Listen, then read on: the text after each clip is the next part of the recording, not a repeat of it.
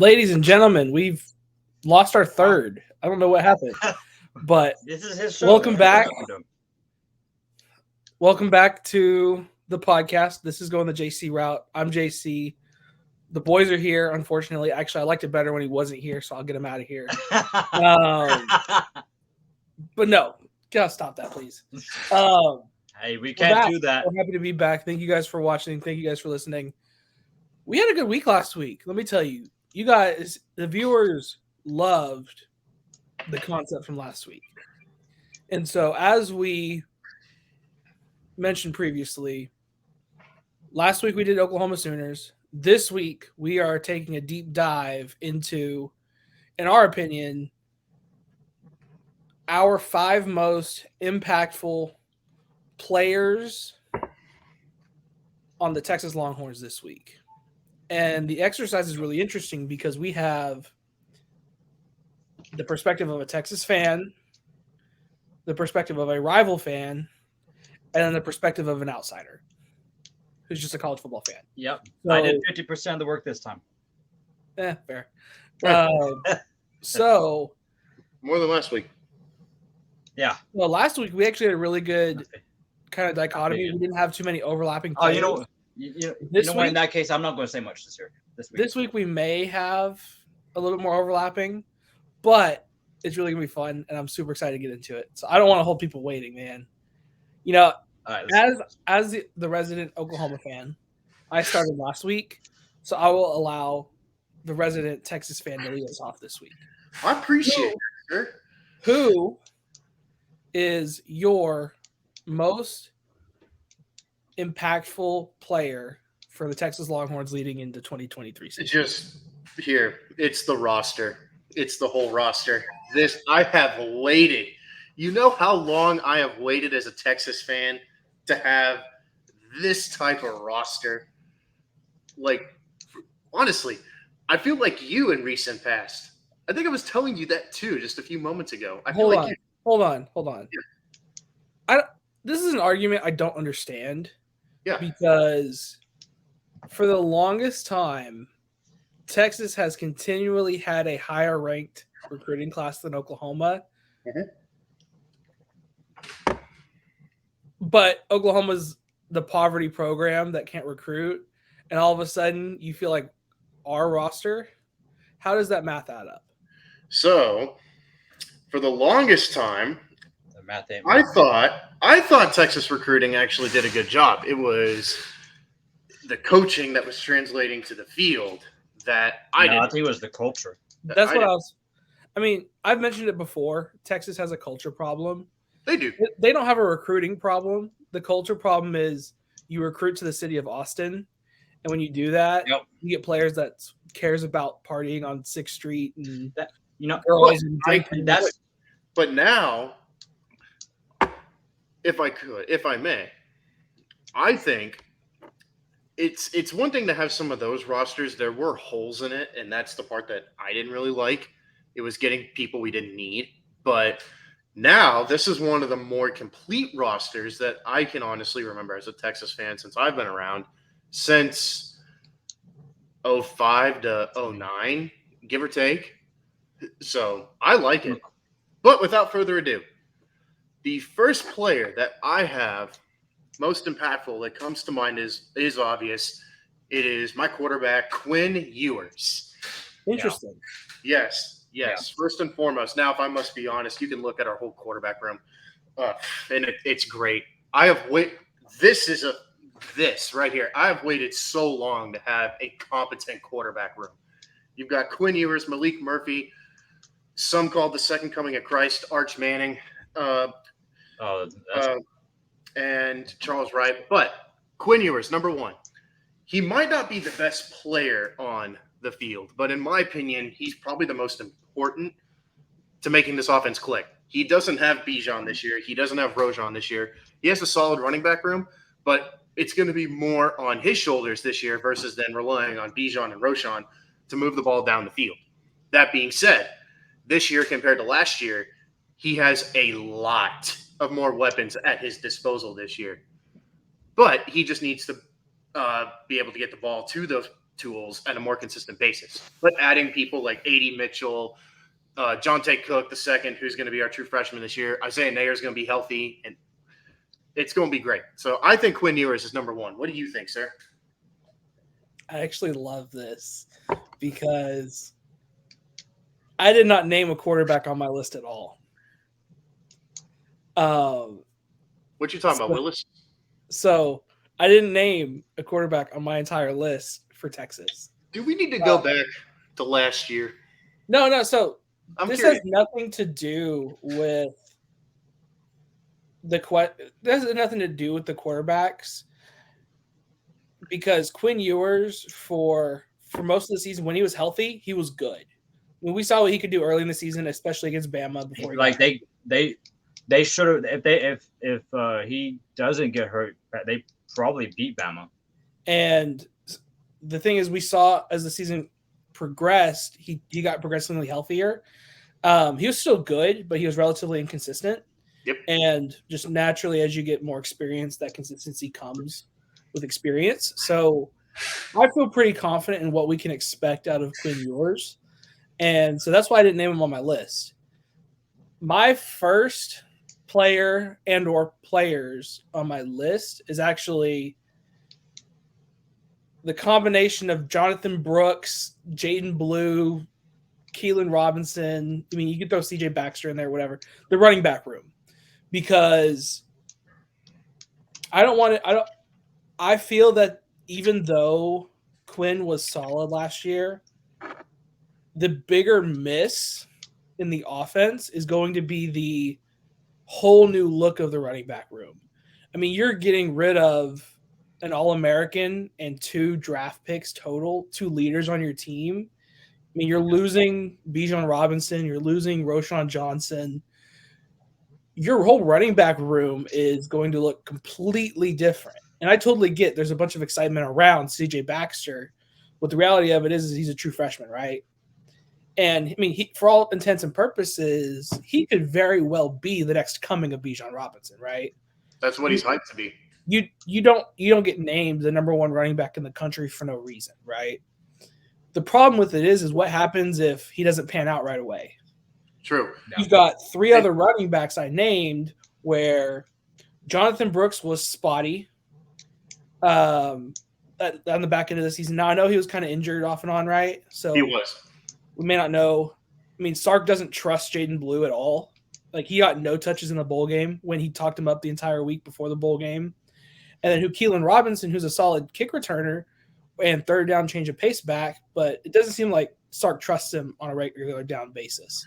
So there is just a ton of question marks leading into the season in the running back room. I agree with that. We got glimpses of Jonathan Brooks last year, and you're right, they were spotty. For Keelan, to his defense, he's more of like like you mentioned, change of pace. He's fast, incredibly fast. But in his defense, there wasn't a whole lot of time to see him last year because of who we had in front of him. But from the little glimpses that we did get to see, he's got good hands and terrific speed. So I think, he could potentially pose a threat. And of course, CJ Baxter, we'll see what he does. Hopefully he can pan out. But I really, really like those picks that you have. Well, and what's more with our running back room. What's more interesting to kind of take it one step deeper is part of what helped Quinn be good last year was the solid support in the run game. Mm-hmm. You had Bijan and Roschon making plays that not every running back can play and make, right? And so you are going to need at least some of those plays from some kind of plays like that from these guys in order to continue to help Quinn grow. Oh, yeah. Do I expect Quinn to take a step forward this year? Yes. How big of a step? Who knows? But also, he's going to need support from his running backs to have a balanced offense. Oh, of course. I trust Sark's offense. I just don't know if we trust these running backs yet. Because here's the problem. If none of these guys, for whatever reason, resemble some sort of, whatever Bijan or Roschon was, then the offense is going to be in trouble. As good as Quinn Ewers is, as good as Quinn Ewers is, and we'd love to see him slinging around the yard, you can't rely on him to do that 50 or 60 throws a game. Not yet. We Not can't. for 12 games. And I agree. I think as of now, from what we've seen, like in practice, the running back is. I'm not nervous per se. I'm more excited to see how it pans out. But getting like those weapons for Quinn to have at his disposal, I think will help. So we'll see what happens as the season goes on and how it progresses. I think though, all that to be said, for all intents and purposes, it'll be a little bit different of a style of offense this year. I think it'll be a little bit more passing versus running. I'd agree. I think there's definitely a little bit more weight to the passing offense than the running offense. The one thing that could be an immediate indictment on the running back room is if they're not performing early on when you've got a stud offensive line that you do. Yep. And so that's the thing where it's like, if they're not clicking, I get it if you're in the first game or two, you're all settling in, right? But if we start getting 3, 4, 5, 6 games in the season and the running backs are still struggling and you're relying on Quinn Ewers to throw the ball 40 plus times a game or more, then you're not going to be sustainable over the course of a season. True. It's funny. Go ahead. Go ahead. No, you go. No, I was saying, if you have anything to add. Oh, yeah, I do. I actually, as I was making the list, I actually have both of those, both of the same two on the list. And I mean, what Aiden was saying about yours, I mean, I came into the season last year as kind of a doubter of him, and he proved me wrong. Like I said, he played. I mean, if you have him in the Alabama game for the entire game, you probably win that game.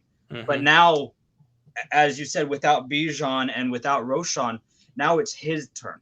Now, those two were kind of the leaders.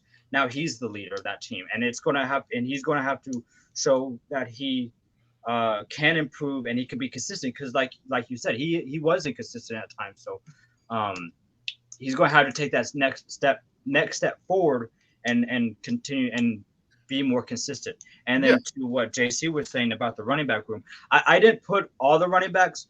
I put Jonathan Brooks' name down because I figured he was going to be the top guy. But it goes to what he said. It's not just him, though. It's the entire running back room. That's why I had a hard time picking a name. Yeah. Because, honestly, I have no clue who the guy is going to be. You would think guys like Keelan and Jaden are the favorites. But whoever it is, they don't have to be Bijan and Roschon. But they do have to be a resemblance of something, because if you have no running game, I don't care how good your receiving core and your quarterback is, you're not going to be able to win as many games as you think you can, because you're going to be your quarterback's arm is going to be tired by the fourth. I mean, this isn't the Big 12 of old where you can sling the ball 60 times a game and win 65 to 55. Like, there's going to be a couple games, especially like when you got teams like BYU and Baylor, where you're going to have to slug it out. Yeah, and you win those games by running the ball. I mean, so you got to see. You may be able to do it here and there, but I mean, if you're throwing 50 to 60 times, even 40 times for 12 games, you might be looking at a team that wins 8 games when they should have won about 10 or 12. Mm-hmm. But yeah, I have those kids on paper, it's a really solid running back room, but we'll see if that. On paper, I like. A lot to live up. How to translate it, and that's the biggest question. We haven't seen it on the field a ton. Well, we haven't seen it obviously because it was Bijan because they had to. Yeah, the only thing we've really seen is like lots of Jonathan Brooks and Keelan Robinson in change of pace situations. Sure, which that tells us nothing on the larger scale of what we're getting into. Right. What we know is Sark always has a 1,000-yard back, right? Who is that going to be out of that room, though? And honestly, my first thought jumps to CJ Baxter. Mine too. But now you're telling me a true freshman is going to repeat what Bijan Robinson did. What if he does? And what's the likelihood of that? Hey, it could happen. If he does, more power to him. But how likely is it to replicate? Oh, it's slim. It's slim. But he is the number 1 running back in the country. Anyway, moving on. If anybody was to do it, he'd do it, but we'll see. We'll see. All right. Number 2. Number 2. Who do you have? Number 2. After some reading and some research, Let me see. Number 2. Here we go. Take James. I'll let you guess. Offense or defense? Where am I going? I'm going defense with my next pick, so I'm hoping Defense is mine. I'm picking Jalen Ford as my number 2. I love this because he's the first name I put on my list. Let's chat. Jalen Ford. He's on my okay. Need I say more? He is the well-deserved 2022 Big 12 Defensive Player of the Year. So, and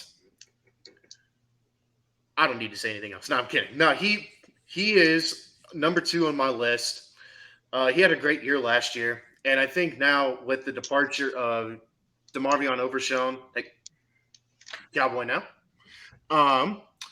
and DeMonte Tucker, I think it is now on his shoulders to replace the legacy that Overshown and Tucker left behind. And it helps that he already is a good defensive player because he, like I said, he won Big 12 Defensive Player of the Year. But he's now also going to be looked at as one of those vocal leaders both on and off the field this season to replace the big, leaders such as Overshown and Tucker. So he's got big holes to fill and big shoes to run in, but I think Jalen Ford's going to have another year. You don't get Big 12 Defensive Player of the Year for nothing. So he is number 2 on my list for that reason. Take it away, James. No, I think you're spot on. And the reality of it is similar to the running back room. Outside of Jalen Ford, there's just not a ton of proven production there. I mean, after Jalen Ford, who are you trusting? Now, Jett Bush? Hold on. David Benda? I am glad that you mentioned that. Bo Blackwell? Like, let's be honest. Like, I mean, are you going to are you going to tell me Anthony Hill is going to fill the role? Yes, sir. Anthony Hill Jr. I mean, hear me out. It's totally possible. 1. He was Anthony Hill Jr., number 1 linebacker in the country. I know. I remember us going to that playoff game and watching him just disgust. It was hold on. Disgusting. It was the district game. It was Denton Ryan versus Lone Star, right? And it was the game was coming down to the wire. He just rips the football out. Yeah. And you remember his dad, right? His dad and family was like a few rows in front of us. He was like running down the stairs, just celebrating. No, see, but that's the thing. Outside of Jalen Ford, do I think on paper Anthony Hill could be that guy? Absolutely. But there is just not but that's only paper. A ton of proven linebacker depth behind him. Because I mean, realistically, who's starting the season other than Jalen Ford? It's going to be Anthony Hill's going to start. No way. That's what's being said right now. Hill is going to start. I mean, I respect it because realistically, I mean, honestly, I would start him outside because who else do you have? You have Mo Blackwell and Jett Bush. Yeah. And David Benda, right? Yep. You don't want to have to trust Jett Bush or David Benda. I mean, they were solid in what they did, but you don't want to trust them.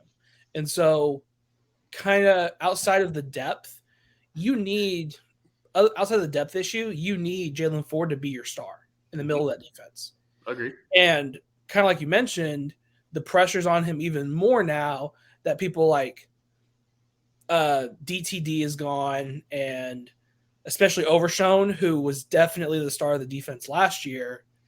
Now that they're gone, you have to fill a role and you have to be that all-star. And if anybody on that defense is going to do it, he's the guy. I agree. And so totally agree. Because here's the thing, if he's not, and he I don't want to say regresses, but doesn't live up to the expectation he set last year, Texas's defense is going to struggle. Mm-hmm. And so that will be a very, very telling sign of where the Texas team is going this coming season. Yeah, and that's I couldn't agree more.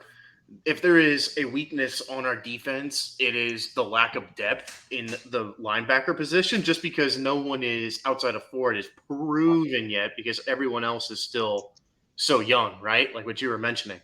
So on paper, sure, like you've got guys coming behind, but it's like, let's see if that translates onto the field. Chris, you look like you've got something to say. I mean, I've been listening to you everything that you were saying is kind of what I was saying. Yeah, he was a top tackler from last year. He's a preseason Big 12 this year, if I'm not mistaken. And Yes. but on that same note, like he is replacing the best player from that defense, and he's going to have to be a leader on that defense that is young and unproven. Yep. So We'll see he's what happens. definitely a guy that can impact that defense for sure. If I could give a shout out real quick to the Colt down in College Station, thank you very much for Anthony Hill Jr. Thank you. You're welcome. I love it. I love it. All right, number 3. Anyway, number 3, moving on. Am I going offense or defense, James? No idea. I'm going offense. Interesting. Okay, where are you going? Receiver. No. Oh, I'm not. Are Again, you going our friend JT? No. I'm not. It's not a receiver. It is entire our quarterback offensive room. tackle Kelvin Banks Jr. Okay, I like where you're going. I like where So, you're going. I thought that too. I had that on my mind. Kelvin Banks. It's not on my Jr. list, but explain. So, I've got a whole page dedicated here for Kelvin Banks. He's a preseason Big 12 too, right? Yes. It has to be. So, Kelvin Banks was a freshman last year, and he proved in the second half of the season, well, overall, the Big 12, he was one of the most effective pack blockers, and he only got better as the season progressed. In the second half of the season last year, Banks led the Big 12 in pass blocking efficiency. He actually, in terms of like percentage of pass blocking efficiency, he had a 99.7. Christian Jones, another guy on our offensive line, had a 99.1. And keep this in mind that Banks took on some of the toughest matchups against opposing edge rushers and defensive ends outside of any of our offensive linemen last season. Some of those names would be Will Anderson Jr., Tyree Wilson, McDonald, Anuki Ozuma. That's a fun name to say. And he you didn't even say it right. What? However you say it. Okay. Felix Anudike Uzama. That. So he went. So people. He went against those 4 guys last season. Guess how many sacks he gave up? 0. Settle as a true freshman. Look. So I expect him to be just as good, if not better, in the pass block. And I think he's going to be really solid to cover Ewers' blind side. Only thing, and this is, again, after some research I did, I think he couldn't, if there's an area he could improve on, it's the run blocking. But if he can improve on that, he'll be even more Wonder Boy to cover Quinn Ewers. James. No, I think you're spot on there. My question for you is, I trust what Kelvin Banks is going to do, right? Assuming he stays healthy, because he should. We trust he's going to be amazing. My question for you is, and honestly, just my lack of information, who are they replacing on the offensive line? Is Christian Jones gone, or is he coming back? Hold. What's on that offensive line? Hold. Who's going to be the starting offensive line week 1? Kelvin Banks, Hayden Connor, Jake Majors, and Cole Hudson, and Christian Jones. So you're basically returning everybody from last year. So that being said, that's really, really useful for your team, right? Because you guys were young. Outside of Christian Jones, and you could argue Jake Majors, that entire offensive line is incredibly young, right? Yep. So, I mean, Hayden Connor and Cole Hudson were freshmen last year. Yep. The same thing with Kelvin Banks. And so now that they got to play young, now they've got a year of experience, and they're, Grizzly veterans as sophomores, right? Or even redshirt sophomores, juniors. And so that's going to be super beneficial for you guys this season, assuming they can keep up their pace of play, if not improve. Going back to what we've already talked about, their play will be super critical of how the offense performs, because you've got to have good pass blocking for Quinn Ewers to make plays downfield. You've got to have good run blocking to allow your young running back room to make plays. And so if they're not at least consistent with what they did last year, if not better, there may be some issues, especially early.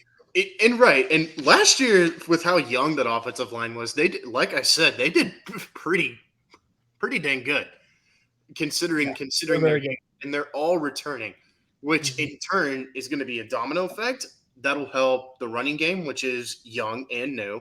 That's going to help Ewers with all these weapons he has. Like In theory, that's what I really look for in an offense: is get your line first and then build around that. And Well, so, that's kind of what I told you when Sark was hired. Mhm. A lot of his success is going to be dependent on the staff he hires, and getting Kyle Flood to come over from Bama was a massive win Yep. because he loves big humans and he's a great developer or good developer. Because I know Alabama offensive linemen don't always make it in the NFL apparently, but people like his development and he loves big humans. So that's half of the problem with offensive linemen. And so he's done a really good job so far, not only developing and recruiting, but I want to make sure we're seeing that continue through this year and future years. Mhm. All right. So my third pick is actually defensive again. Okay. And it is the first name I wrote down is actually Devondre Sweat. Okay. In reality, it is the entire defensive line. Mm-hmm. Okay. Reason being, so on the entire roster that I looked through on the Texas roster, defensive line wise, right? Yep. So interior tackles and edge players, there's a total of, if I read it correctly, 4 upperclassmen. Stand by. And I'm actually glad you mentioned this, James, because an edge player is my number 4, so we can tie this in very nicely. So hold on, let me make sure I read it right. Returning one upperclassman, you said 1, 2, 3. Okay, 5. Yeah. 5. Okay. So out of, so we're talking 4 or 5 positions on the defensive line potentially. When you would hopefully have, 2 or 3 deep, you have 5 on the entire roster that are upperclassmen. Mm-hmm. Okay? I'm going to read off these names, and you tell me who moves the needle for you. Okay. Devondre Sweat. Oh, yeah. Alfred Collins. Uh-huh. Byron Murphy. Okay. Vernon Broughton. Mm-hmm.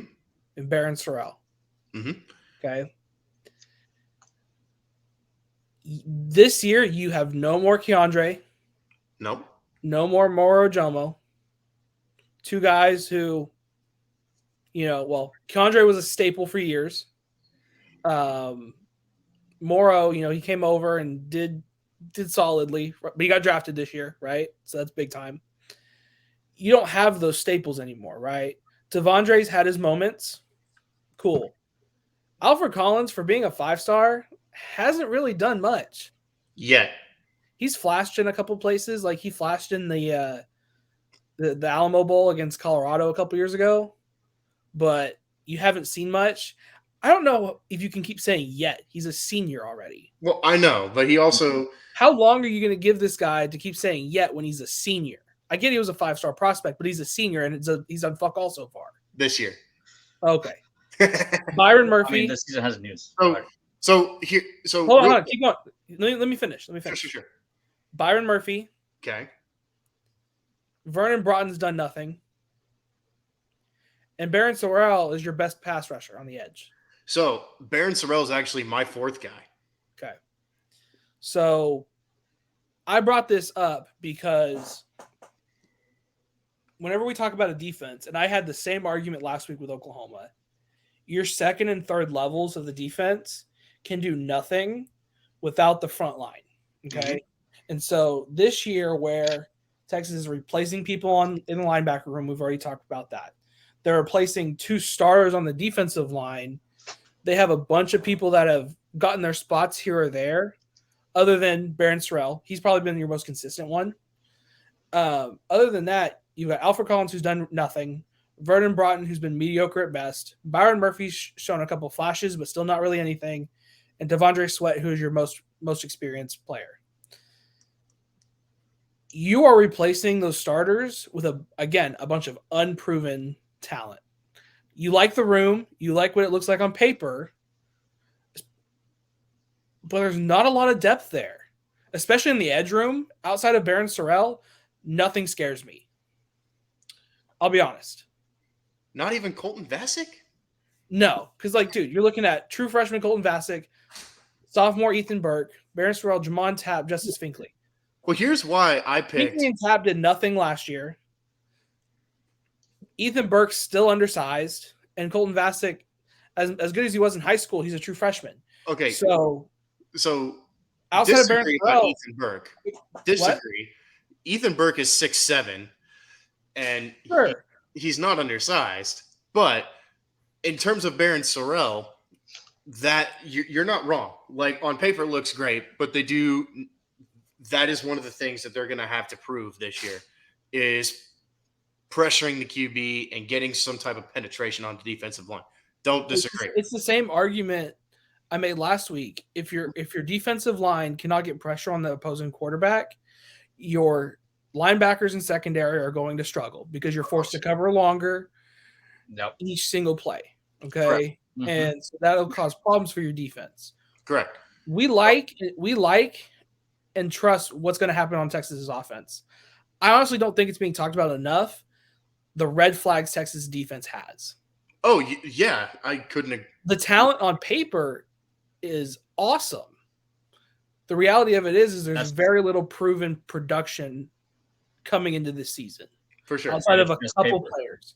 Outside of Jalen Ford and Baron Sorrell, and you could argue Ryan Watts and the secondary, but I don't want to get there yet.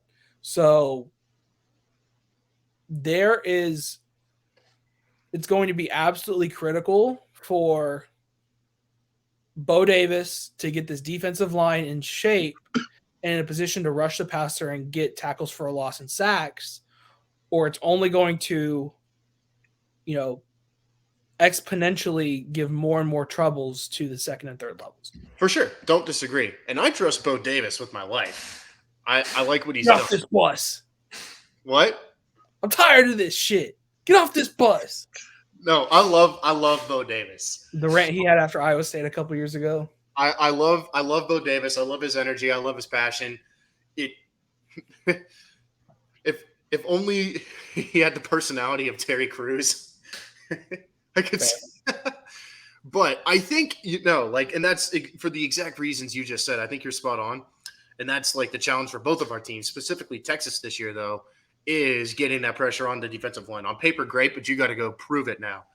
And with that being said, Sorrell, wasn't playing, opposite a whole lot. This year, he's playing opposite of Ethan Burke, who is 6'7", which could mean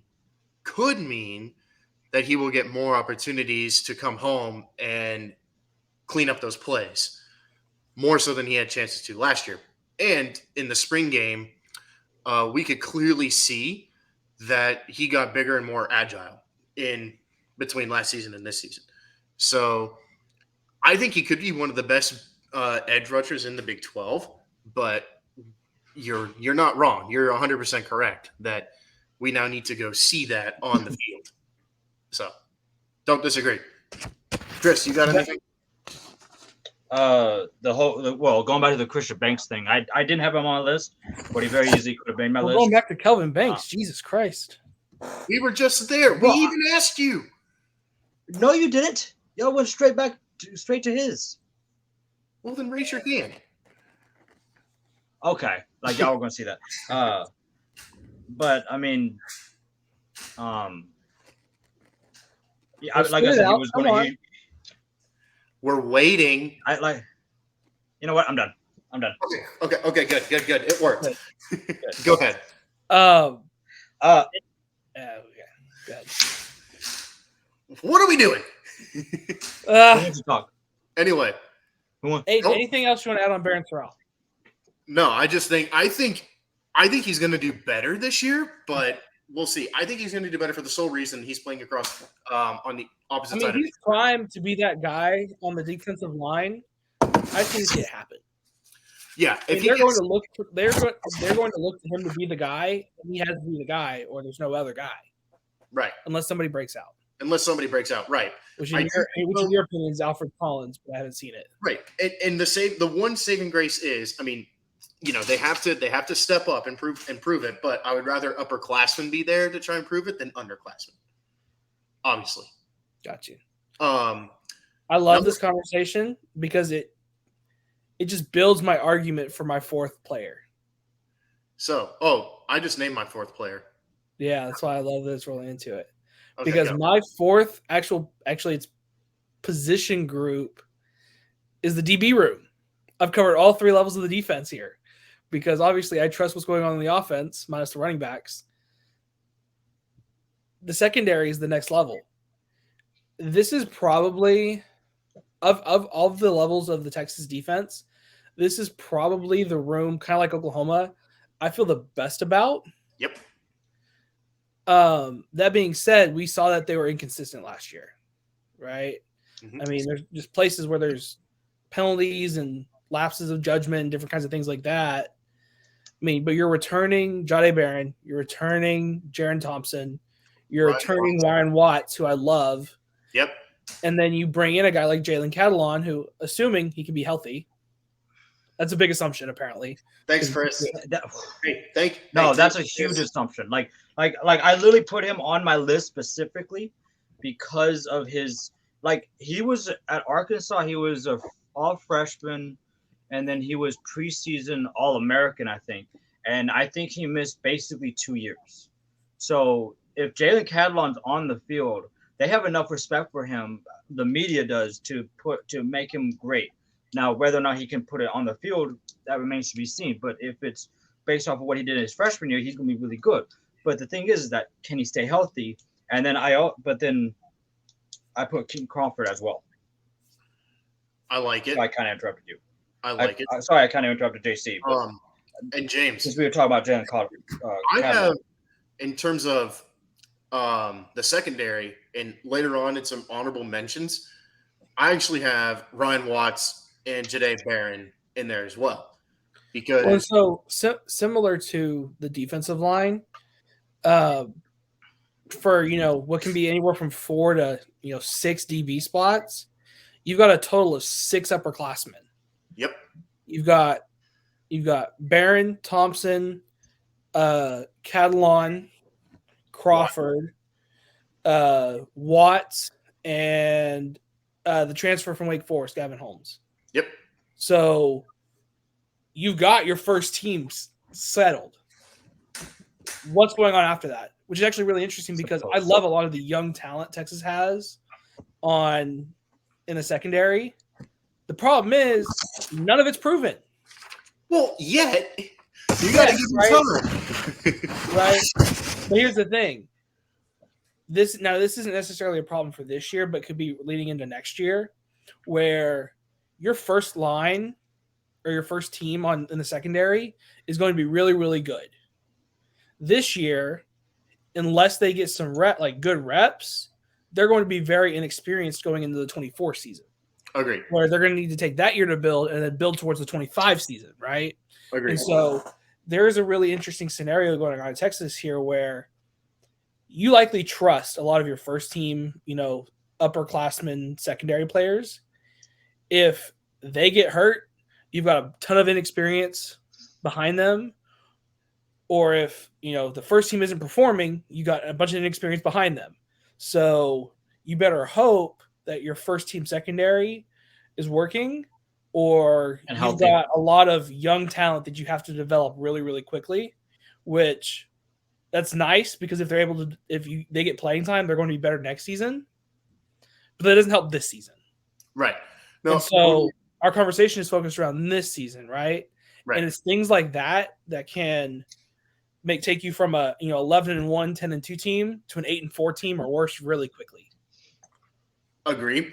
And that's especially when you're playing a bunch of teams that can sling it around like what?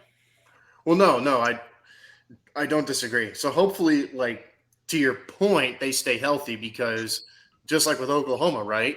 This is the secondary is the heart, the soul, the strength of this Texas defense. 5 upperclassmen returning. Again, like I said, I think you and I are on the same wavelength here with who's returning. Janae Barron, Watts, Jaron Thompson, etc. It looks good. Now, if you stay healthy, you're fine. But if you don't, well, then you've got inexperience. And again, to your point on the defensive line and the linebacking core, it's okay. Are you going to step up, or is this just now experience for next season? So, no, I think you're spot on though. But I honestly could have combined the entire defense into one statement, and it's lack of depth or lack of experience. Experience after the first team, it's lack of experience. The first team, it looks. You have a bunch of decent returning players, but after that, it's a bunch of who knows what's going to happen. That's the name of the game, though, man. You got to develop, which is the name of the game. So far, it seems like Texas is on the right track, but I want to see them take another step. And if they take that next step this year, they're on pace. Yep. If they don't, that we may have another stagnant coaching tenure. That to that point, it felt that way whenever Texas won that Sugar Bowl. But like JC said, you had to see that progression, take that next step forward. Win even if you don't win all the games, be in every game that you play. Well, and that's what I said about Texas from the start, right? You don't want to go from a Tom Herman era team to a Sark era team in that first year you win, because it's likely a bunch of fool's gold, right? Yep. Yeah. You want to see them build, right? Texas went from 5-7 where they said, hey, we're completely turning over the roster. This past season, they went 8-5 and showed some promise and some progress. This is the year where you need to see 9-3, 10-2 or better, and likely win a bowl game, maybe compete for the Big 12 championship, right? Right. And see where it goes.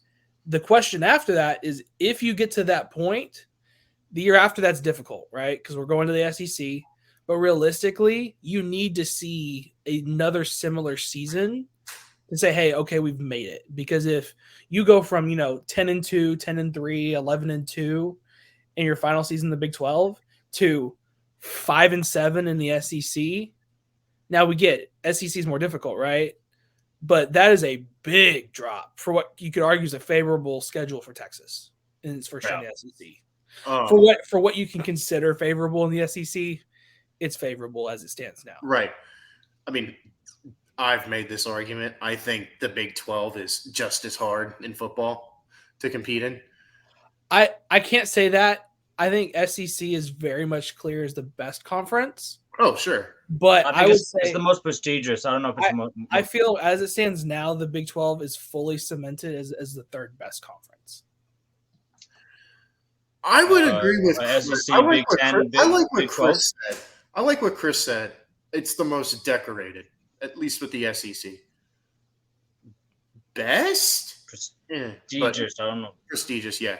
Because Big 12 can make an argument, or Big 10 can make an argument. I believe in football, it's SEC, Big 10, Big 12, Big 12, and then is that current? Is that current or historically? Current. I'd say currently, yes. Okay. Historically, I think the Big 12 is a little like once you take the Texas and OU out of the equation. Oh, historically, Big 12 doesn't stand a chance. But okay, sorry, I just went off on a tangent that had nothing to do with the currently the third best conference, and I think the Pac-12 may be trying to make an argument for that because they're expecting a bunch of teams to be good this year. But as it stands now, Big 12 3, Pac-12 4, and then outside of Clemson, maybe Florida State, ACC has nothing now. For me, the Big 12 is, and we kind of just went off on this weird tangerine, but for me, the Big 12. Back to what we were talking about. It's the most.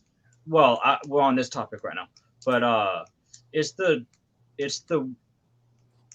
like the weirdest conference because just there's so much parity in the Big 12.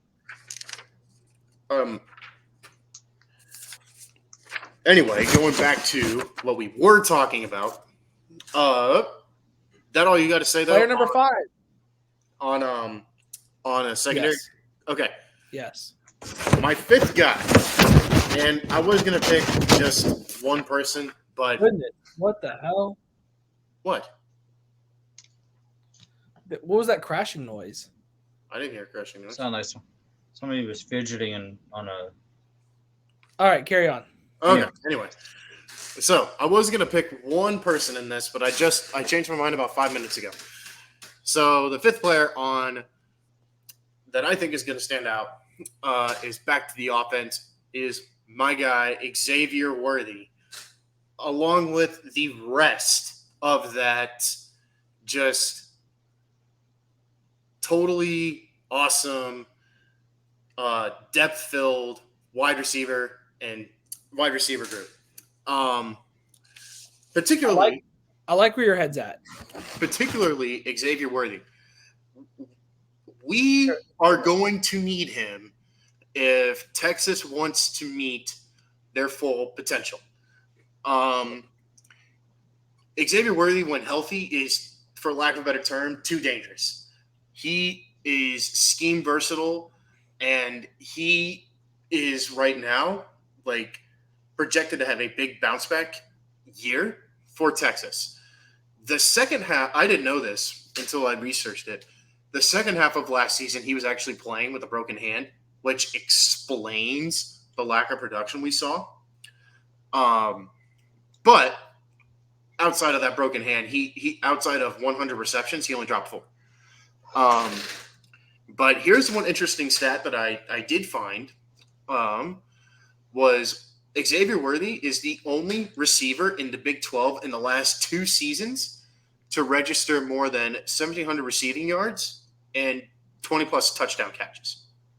So the point is, even with some of the struggles that he faced last year, he was still a very productive and dangerous wideout. And why I think he's going to be just as, if not more, dangerous this year. And the fact that you're adding skill players such as A.D. Mitchell, Isaiah Neighbors coming back, J.T. Sanders is coming back, Jordan Whittington. That's a ton of space to open up for Worthy to do damage after the catch. So as a whole, right here, to sum that up, I'm primarily singling out Xavier Worthy, but that receiving group as a whole with Worthy, Isaiah Nader, A.D. Mitchell, Jordan Whittington, Jonte Cook, DeAndre Moore Jr., and then you got J.T. Sanders and tight end. It is a beautiful receiving core, and that is going to play dividends. Quinn's just got to find it. You, fortunately or unfortunately, however you want to look at it, took the words right out of my mouth. The last 2 names on my list were A.D. Mitchell and Isaiah Nader, not Xavier Worthy. And with A.D. Mitchell too, let me. I wrote it down this way for a specific reason. Sure. Because last year, without Nayor, you on the receiving core, you had J.T. Sanders and Xavier Worthy, right? And then after that, a mismatch of all kinds of different crap, right? Your biggest problem was because that was the case, you had Xavier Worthy struggling to get open at times. And then when he was open, he either had stone hands or he had a broken hand. Or Quinn Ewer couldn't get him the ball, right? They're always blaming each other. Whatever. This year, assuming we have a healthy Isaiah Nayer and you're adding A.D. Mitchell to that conversation, you bring back Xavier Worthy, you bring back J.T. Sanders along with all the other compliments that you mentioned, you have a very dangerous wide receiver room, right? Now, the wide receiver room may be limited if there's no running game, right? We've already talked about that. But because you've got these names that, as long as they stay healthy, to complement Isaiah Worthy or Xavier Worthy, I don't know why I say that. Xavier Worthy, Isaiah Nayer, Worthy. Okay. Because you've got these names like Nayer and Mitchell to complement Xavier Worthy, he should have an easier time getting open, I mean, other than that, it's up to Ewers to get him the ball, and it's up to him to catch the ball, right? Which his freshman season proved he can do that. Last year, he just kind of regressed a little bit. Yes, he had a hand injury, but still, it was frustrating to watch for everybody at times. Oh, and yeah. so that complement of other receivers that will attract defensive players should allow him to get open more and should make those throws from yours easier. And so I went from, as far as impact goes, we know Xavier Worthy is going to have an impact on the offense. I wrote down names like Mitchell and Nair because they are going to impact the rest of the offense and how they get open. Even if they're now we know they're good, right? The interesting thing is they are going to impact how the other established players are going to be open. Mm-hmm. We know because if they're lined up on one side and Worthy's lined up on the other side, you've got to carry two DBs to carry those two guys. You're getting more one-on-ones with Worthy, or you're going to get more one-on-ones with JT Sanders, even if you go one back or no backs, empty backfield, right? So they're going to get more opportunities. And that impact alone, while you don't necessarily see it in the box score all the time, will be massive for how Texas's offense operates this year. Yeah, and it's funny you mentioned that. Like, when you think of a guy like A.D. Mitchell, just a wide receiver to his talent, coming from the Georgia Bulldogs, and if you want to transfer, you want a guy like A.D. Mitchell. But I saw this and I loved it. The fact that A.D. Mitchell's, even on in terms of our depth, is on the outside looking in, that just tells you all you need to know about the crazy depth of this receiver room. And then what you were mentioning with the matchups too, that's going to leave more one-on-ones for Worthy and Jatavion Sanders. Jatavion is a mismatch of his own with his size, and he's got great hands. We saw that in how many games last year? We were at one of them. You even called it before Red River. You were like, all Quinn has to do is just throw it to JT Sanders because of the lack of size on OU's defense. So, I did see that. Yeah, and we saw it. So maybe I should close my mouth more often. You really should. I should too, but hey. You really should. Feed his ego. Don't feed his ego. All that to be said. I love our receiver room, especially Xavier Worthy, for those reasons. And hope this doesn't happen, but if for whatever outside the box reason, the running back room just is not what it's on paper and hyped and spring practice living up to be, then we might be seeing air raid hell. Well, the thing is that to watch. With the way the offensive line is. Wait, James, what did you say? It'll be fun to watch. It'll be annoying, but it'll be fun to watch. It'll be fun. I think, James, going back to what you were saying, sure, I'm kind of looking at this. You do need some sort of run support to be effective, but I honestly think if Sark this year wanted to go to an air raid hell type of offense, he easily could. With 100%. With every just the amount of weapons he has. And I'm really excited for Jonte Cook. We'll see what happens. Chris, go ahead. So my last one is Xavier Worthy and Jordan Whittington. You had two guys, both of them led they were 1 and 2 in terms of production for the Texas Longhorns. Worthy was the number one, obviously. With Whittington, his thing, he was finally able to stay healthy, and he had a very productive year. And if he can stay healthy, can he be better? But with all the guys that we just named, his production might just be he could have a better year in terms of being fit, physically fit and all that. But his numbers might stay the same or be less than what he had with the running. My concern or question I have about Whittington is where does he get his snaps? At this point, he's the odd receiver looking in. And there was a lot of conversation when Mitchell transferred in that he should transfer out or go to the league. And when he chose to return, there was a ton of people that were like, whoa, why are you doing that? And I get the whole loyalty conversation and all that kind of stuff. That's fine. But the reality of it is he may not get many snaps this year. Yeah. I mean, the period, like, I love Jordan Whittington. He's an awesome person. And I remember watching him in the state title game at Cuero. Just absolutely. We were there, bro. So did we. Absolutely we were there. Dominant. Yeah. But at this point, he's the odd receiver out. There's just not going to be many snaps for him. And if he's not able to make the most of the few snaps he gets, whatever draft stock he had is going to be hurt. Yeah, he might be an undrafted. While I love his versatility, low. I just don't know where he's getting his time this year. I mean, he's going to have to find his way. He's going to have to carve it out somewhere. Like, and I love you get on the field, you have to find a way to make it happen, and that's the only way is to produce. But like I said, can he stay healthy?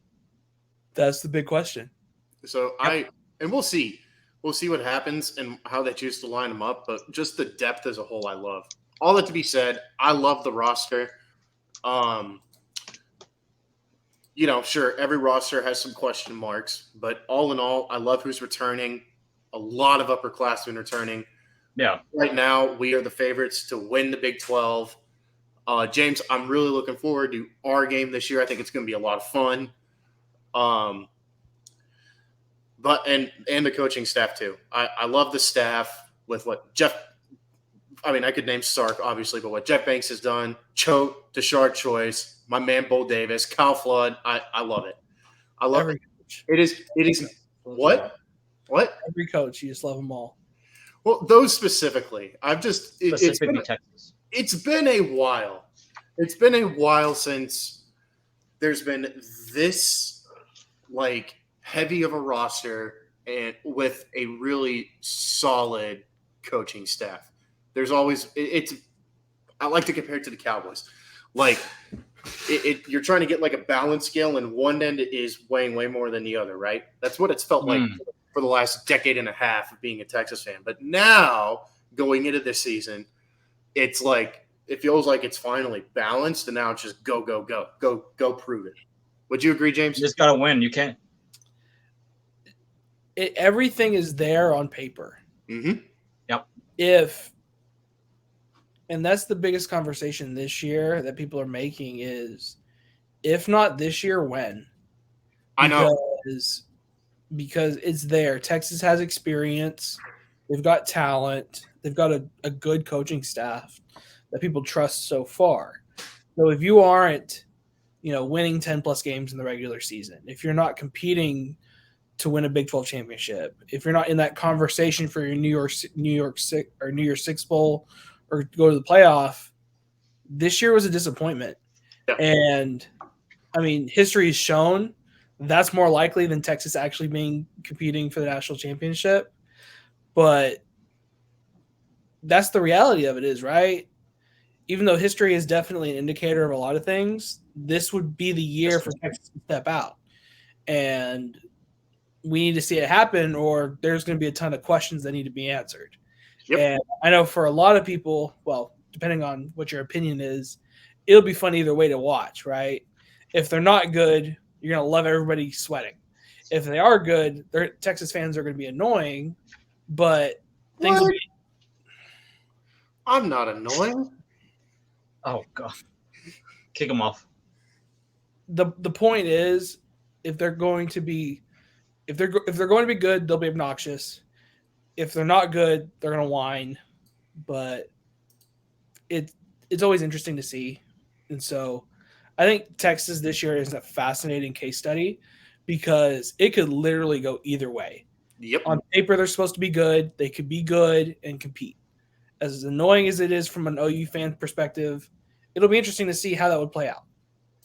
History has shown this is when Texas fumbles the ball, both figuratively and literally, and that is just as possible as them being good. So we'll see what happens. Yeah, let's turn it around, man.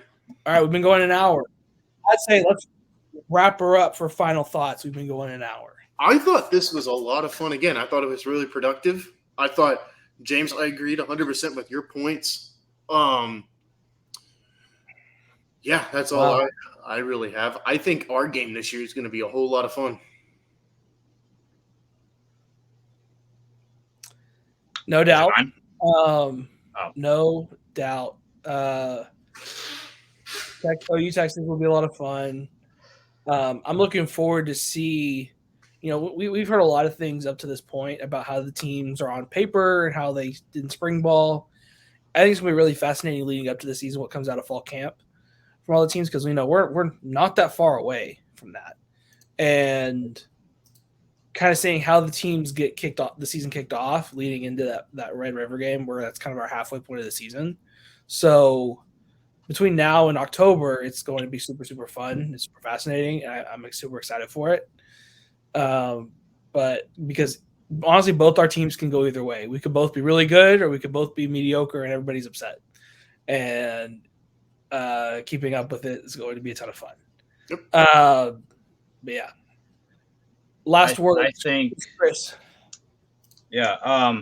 I think, there as much talent as there's ever been in a while for Aiden. And on paper, they have, they could very easily go undefeated with the except like that Alabama game. I feel like is the biggest toss up. But then also like on paper, but that's only paper. They're going to have to get out of their own heads sometimes because there were games last year where they definitely got into their own heads and they played a bad game. So that is going to be besides the defense, several things on the defense. That's going to be the other question is if that defense does look good, will there be a moment where they slip up and cost themselves a game or two or That's more? why I believe Texas's over underline this year is 9.5. It And is. I absolutely love that line because everybody and their mom is expecting Texas to be at 10 or 11 wins. Yeah. Which is very, very possible. But because of a lot of things we mentioned today, lack of depth on defense at every level, lack of experienced production at every level on the defense, other than a couple players, lack of production in general from the running back room, things like that are what can make you drop below that over underline. And so somewhere between 9 and 10 wins, I think, is a perfect spot for Texas this year. That may not be where they want to be, but realistically, if you go 9-3 in the regular season, win your bowl game, and get to 10, that's a good season. You made progress from last year, right? Yep. That may not be where you wanted to be, but that's a good season. That's for sure a good season. Yeah. And reality of it is Texas has a habit of slipping up now and then on the regular season, just coming out and having a dud game, and it's having lack of experience, depth, and lack of returning production that can help cause those types of games. So whenever you look at their schedule, Bama could go either way. We know Red River can go either way. I told you already, Aiden, I count Red River a loss for both of us. Neither of us win that game until you win the game. Mm-hmm. Right? I agree. That's 2 already. If you count both of those as losses, there's just one more slip up for Texas, and they're under the number already. And you've got a couple disgusting games you got to play, right? Mm-hmm. You got to go to Houston. Intro's weird, right? You got to go to Ames, and so anything can happen. But I love it, and I know we'll do our official predictions as we get closer to the season. But on paper, as it stands now, Texas should be a good team, but there's definitely some red flags or at least question marks where if they, it's a lot of the players we've named today where if they perform like we expect them to perform on paper, Texas will be a damn good team. If they are hesitant or shaky or questionable at any point, Texas will fall under the number really quickly, and everybody will be laughing once again. But I think it's going to shape up to be a really interesting case study. I do too, and I think it'll be interesting. Yeah, and I like how you changed it around. I wouldn't call them red flags; I just call them question marks. But it's like, just go prove it. Yep. I think it'll be a whole lot of fun. I think the running back room is a genuine red flag. I can't put it as a red flag. Just I think the offensive line, but I would mark the depth on the defense as question marks because you've got that, starting. You've got those first team players at every level. Just the depth behind them is questionable. In the running back room, you legitimately don't know who your starter is. couldn't the offensive line kind of cancel that just a little bit? That's the thing. So that's what I'm good putting. offensive line will definitely help, no question about it, right? Yeah. And I'm sure as fall camp, and now this is us doing this before fall camp, right? And I'm sure as fall camp progresses, your number one back's going to appear, right? Whether that's CJ Baxter or Jaden Blue or whoever else, right? I imagine actually Jonathan Brooks is probably the guy right now, but anything can happen. But leading into fall camp, as it stands now, where we have no idea who the number one guy is, that's a red flag. Yeah. It can very well turn into a question mark, and I'm almost expecting it to be.